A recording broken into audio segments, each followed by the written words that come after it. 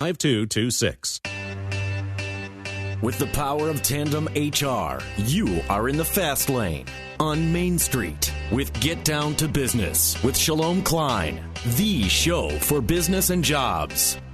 Now, the champion of networking, the advocate of jobs, the guru of business, your host, Shalom Klein.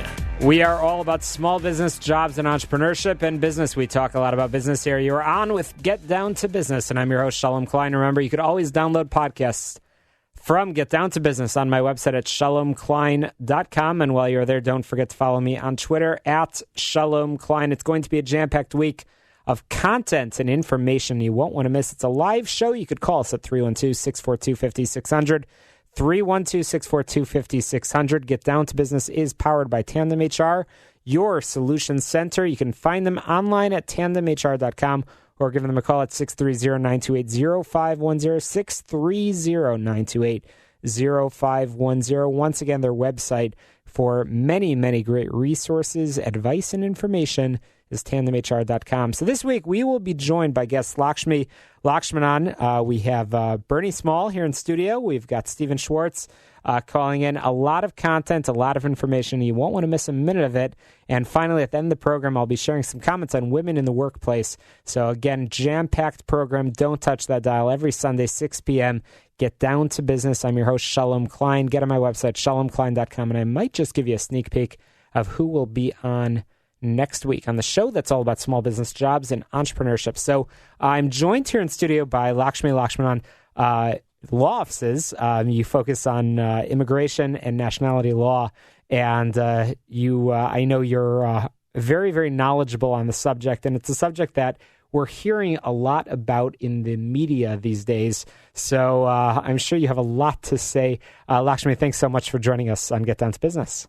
Thank you for having me. Absolutely. So let's start with breaking down the headlines for a moment. Immigration is something that is a controversial issue. I know that it's going to be a focal point in the upcoming election this November. It's already been a focal point in the debates in the respective primaries. Where do you think it's going to end up? If you had a crystal ball, where do you think it's going to end up? Bottom line, will there be any major changes proposed, or will it pretty much be the same old status quo? I think immigration has gotten a lot of press, specifically because it is a presidential election, and it's a pretty polarizing topic. I think that there has been a lot of talk these last 8 years with President Obama, but we haven't seen anything major that has changed. If I had a crystal ball, I believe we may be heading into another 4 years of potentially a lot of talk, but not necessarily a lot of action, just given that it is a polarizing issue and Congress can't seem to come together to pass any one legislation that has comprehensive agreement. I tend to agree with you, and a lot of talk, but there hasn't been a lot of action, and likely, unfortunately, there won't be a lot of action. And many of our listeners are probably wondering, okay, immigration, politics, these are important issues, but what does it have to do with business? Lakshmi, I know you and I both believe that it has a lot to do with business.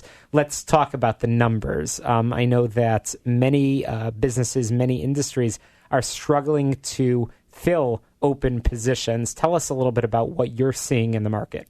Absolutely. So when we talk about businesses growing and expanding, they can only really grow and expand if they have the talent within to be able to ignite that expansion.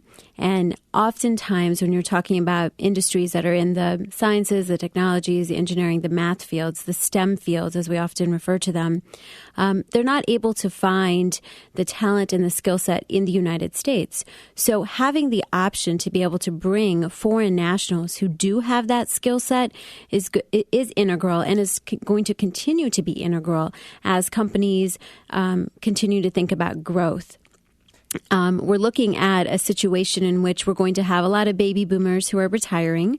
And so when you look at some statistics, it really shows that the U.S. labor market is not going to have sufficient workers to fill these technical professional positions that businesses are going to need. Is that something unique to the United States, or is that something that our global partners are seeing as well? Are we behind the trends?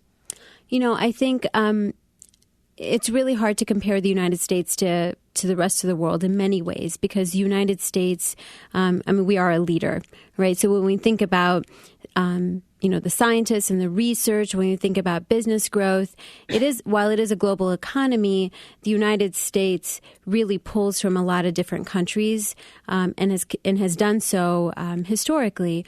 So I don't know that this is necessarily particularly unique to the United States, but it is a huge issue the United States faces. And I know you mentioned STEM, which is a topic that a lot of people talk about in education.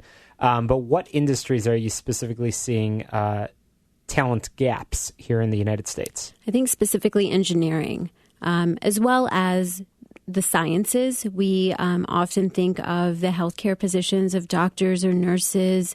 But, I really think the engineering fields are the ones that we have a huge gap in terms of what we need and what we have. So the supply and demand is pretty...